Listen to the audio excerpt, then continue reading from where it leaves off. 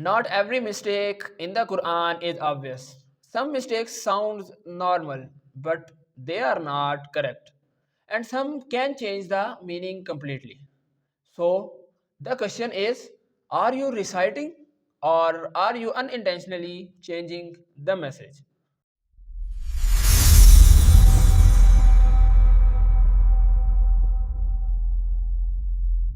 Welcome back to our Tajweed learning series where we learn and groom together.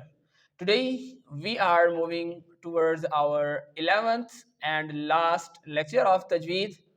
In this journey of Tajweed, mistakes are not something to ignore. They are something to understand and correct. Because in the Quran, even a small change can carry a big impact. So, today we will learn how to recognize these mistakes and how to protect our recitation from them. So, let's move to our laptop screen.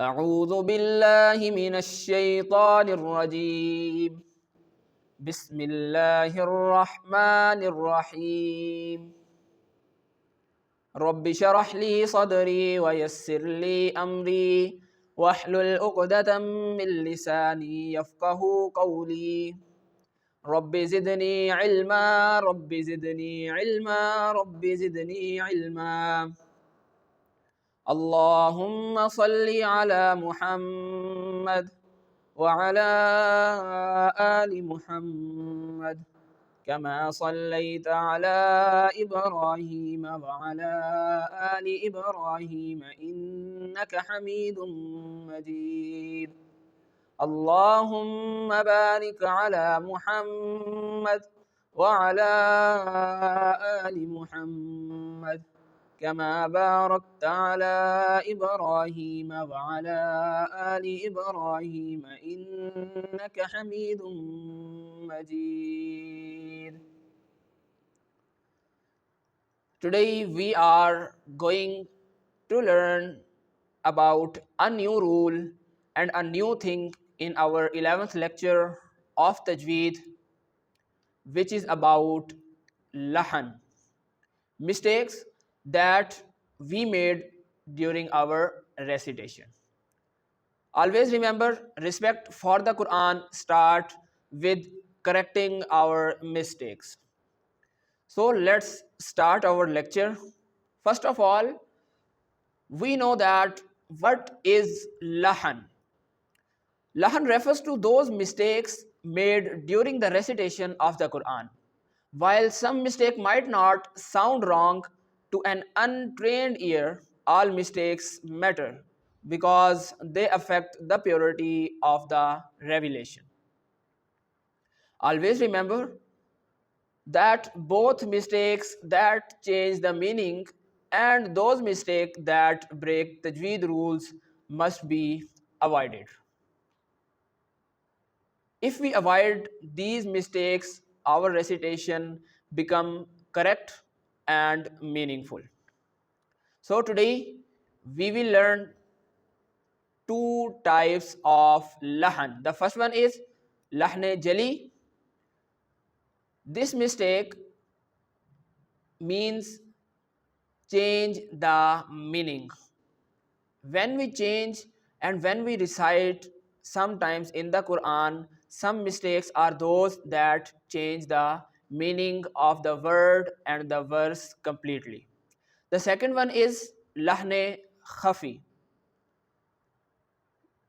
Lahne khafi means those mistakes that is causes by break tajweed rules. When we break the tajweed rules, we can say that we are performing lahne khafi. So in this lecture, we will know and we will correct our mistakes. So first of all, we learn about the first example, which is lahne jali. These are major mistakes where a reciter change a letter or a vowel. This can turn a word of blessing into something completely different. So with the given examples, we will learn that how to implement and how to correct the letters. Okay, in the first example you can see the letter an'amta. Here you can see the ta is present with the vowel which is known as fatha. If fatha is present on the ta, we can pronounce this letter like an'amta. Okay, an'amta. Remember that an'amta means you gave favor. Here the letter, the word you mentioned Allah Almighty. But if we recite an'amtu, the ta leads with duma, then what it's mean? Can you imagine that it can change the meaning completely? If I recite an'amtu, it means I gave favor. Astaghfirullah. How the meaning is changed by only changing and misplacing of the vowel. Here the ta is leading with the fatha, but here the ta is leading with the duma. So this first example you can see that with the changing of vowels, the changing in the meaning occur. Okay, come to the second example. In the second example the word qalb is mentioned. If I recite this word qalb, the letter qaf which have a thick sound. Okay, this letter qaf in the previous lecture you already learned that this qaf is pronounced from your throat and this qaf have a thick sound. And this word means heart. Okay, but if we comes to this word which is starting from the simple and thin kaf, we can pronounce this word like kalb. Okay, there is a little difference between their pronunciation. This kaf is thick sound and this kaf have a thin sound, but there is totally different meanings of both of the word. The first qalb meaning heart, but the second word which is kalb means dog. Okay, here you can see by mixing the letter qaf into kaf, the meaning is changed completely. Okay, now move to the third example. In this example the letter sin is mentioned. Sometimes some people which are not aware from the Tajweed rules pronounce the sin and misplace this sin with the letter sad. When we pronounce the sin, the whistle sound will produced. Okay, but when we pronounce the letter sad, the sad is pronounced very politely and there is no whistle sound produced during the pronunciation of the letter sad. So if there is a word mentioned seen, we should pronounce the seen from its original position. But if there is the letter sad mentioned, then we should pronounce the letter sad from its origin. Okay, so these both have their own meaning. Okay, now move to the fourth example of lahne jelly, which is shortening a long vowel. Sometimes when we are reciting, there is a mad mentioned on the word. And you know very well, in our previous lecture, we learned that the mad is stretched 4 to 6 count. But the mistake occurs that we don't stretch and elongate the mad. Okay, the mad requires 4 to 6 count, but when we implement 2 counts it will totally change the meaning and it is wrong in our recitation. Okay, so with the given table, in this table I summarized all the examples of lahne jelly. Okay, so the first mistake which are done by most of the people is the changing of the letter and the pronunciation of the letter. For example, the very famous example qalb, here the mistake which are done by most of the people is the changing of qaf with the simple kaf, which means dog. If we recite the qalb, it means heart, but if we recite the kalb, it means dog. So you can see that how the changing of the letter and the pronunciation can change the entire meaning of the word. The second one is an'amta, the changing of vowels. Here the ta have a fatha on it, and if I can say an'amta, it means Allah gives favor. But if I change the fatha with dama and I recite an'amtu, it means I gave favor. Astaghfirullah. Okay, with the changing of vowels, the meaning totally change. The next one is asa. Here, sod change with the letter sin, and sometimes sin changes with the letter sod, because there is a little difference between their pronunciation. When we pronounce the letter sin, the whistle sound will produce, and when we recite and produce and pronounce the letter sod, no whistle sound will produced. Okay, the last one is khalaqa. Some people make a mistake here that the letter kha, when we produce khalaqa, here the mistake done by the people that they recite halaqa.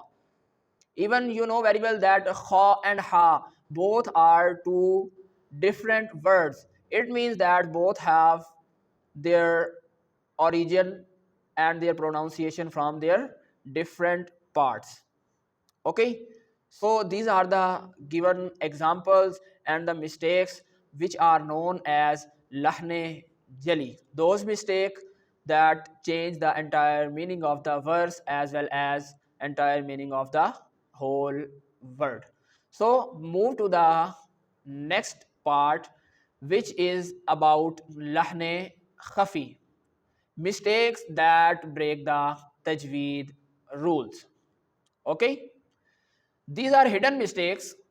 The meaning might stay the same, but the beauty and the rules of recitation are lost. With the given examples, inshallah, we will learn and we will improve our mistakes. The first example, gunna. You know very well that what is meant by gunna. The gunna is known as when we produce the sound and it goes into our nose and produce a nasal sound. It is known as gunna, and gunna is implemented on noon mushaddad as well as in meme mushaddad. When we forget the implementation of the gunna, we are changing the beauty of our recitation. So forgetting to do gunna on noon mushaddad causes lahne khafi. Now move to the second example. In our previous lecture, we already learned about kalkala. Kalkala means the bouncing of the sound. You know very well kalkala letters are qaf, ta, ba, jim and dal. When these letter comes with no vowel sign and have a sukoon on it, we have to implement kalkala. Okay, so when we skip the kalkala, you know that the beauty is totally changed. You know very well that every Quran letters have its right to pronounce and to recite it from their origin and to recite beautifully. So the first one is gunna, which are forgotten by most of the people during their recitation, and the second one is kalkala, which means bouncing of the sound. Now move to the third example, which is heavy letters. Most of the people make this mistake because sometimes in the Quran there comes heavy letters and we pronounce them with the light sound. As I give you an example of the letters sin and sod. You know that sod is a heavy letter and sin is a light letter. So sod have a heavy sound and sin have a light sound. Same like qaf and kaf. Qaf has a heavy and thick sound, and simple kaf has a thin sound. So when we pronounce these letters incorrect, so there is a mistake which is known as lahne khafi. The last example, holding amad for only 2 counts instead of implementation 6 counts. So when we implement 2 counts instead of doing 6 count, it means we are doing the mistake. Okay, as if I can say ida jaa, here jim, we have to pronounce the jim and we have to stretch the jim at least for 6 count, because jim have a mud on it. Okay, but if I can pronounce it like that ja, so I am not giving a proper right to the letter of the Quran. So here is the summary of these mistakes. The first one is ghunna. Inna, people read it quickly like inna, skip the 2 counts which goes into the nose and produce a nasal sound. So how to implement the ghunna on this letter? Inna, feel the sound in your nose and count at least 2 times. That inna, there are 2 counts and gunna remain 2 counts in your nose. So inna is the right word and inna is the wrong word. It will change the beauty of the Quran. The second one is kalkala, and kalkala is implemented like ahad, ahad. People stop flat without the bounce, making the word sound incomplete. The correct word is ahad, but the incorrect word is ahad. Okay, the next one is mud, and here you can see the jim has mud on it, and we can pronounce it like ja instead of pronouncing ja, because this mud required 6 counts and we perform 2 counts on it. Okay, the last one is wasal, and wasal means when we combine 2 words and 2 verses, we don't implement the right rule. In our previous lecture we learned about wasal in detail, so you can go and learn about wasals from our previous lectures. I can give you a little example that if I combine the Bismillah to the Surah Al-Fatiha, Bismillahirrahmanirrahim, Alhamdulillah, Milhamdulillah. Here, if I have to connect the Bismillah to the Alhamdulillah, we must know that what rule we have to implement on these words. Okay, so this is the given mistakes and the given examples which you learn today, and if we learn and if we correct our mistakes, inshallah we will learn the Quran with their proper rights, and our recitation will become more and more accurate and beautiful. Alhamdulillah, with the blessing of Allah Almighty, today we have successfully completed our Tajweed learning series. And today we learn about 11th lecture, in which we improve and we know the Lahn, which means the big and small mistakes. Mistakes will happen, but leaving them uncorrect, that's the real problem. The goal is not perfection overnight. The goal is constant improvement.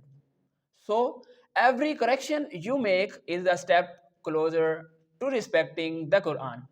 So, take your time, learn carefully, and recite with awareness. Stay connected with AlphaLegacy and enroll yourself now, so you will start your Quran learning journey with the best and friendly environment which I will give you at AlphaLegacy. Inshallah, we will start our next series, in which we will learn about Norani Qaida, and in which we implement all the rules which we learned in our Tajweed learning series. Inshallah, stay connected with us, stay blessed. We will meet in our next series. سبحان ربك رب العزة عما يصفون وسلام على المرسلين والحمد لله رب العالمين.